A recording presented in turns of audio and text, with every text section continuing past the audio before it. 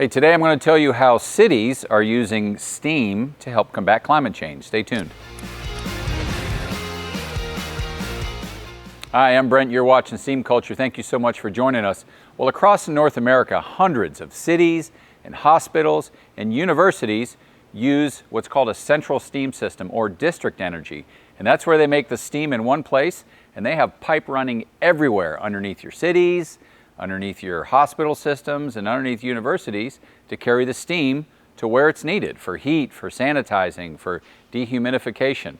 Well, there's about 2.7 billion feet of space being heated right now in North America by these central or district energy plants. About 900 installations, did I mention that? 900, that's a lot, all around you.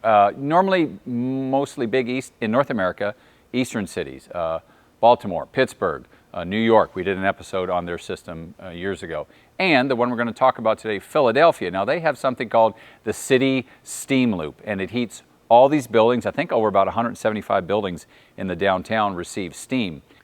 Well, the folks that operate the City Steam Loop in Philadelphia have some really nifty ideas about how to reduce the city's carbon footprint and its impact on climate change. Now, to reduce the carbon footprint, they do something called decarbonization, which is reducing the amount of carbon put into the atmosphere. And while a lot of it comes from the buildings, they're looking at making steam and how can we reduce that carbon footprint. Well, you got to look at the fuel. What fuel source are you using? So instead of using fossil fuels, they're looking at things that are being generated and will be generated again. That makes them sustainable. Biofuel, what does that mean? The grease in all those restaurants that is being generated every day, that can be burned. Again, to help make steam. They're also looking at wind, they're also looking at solar.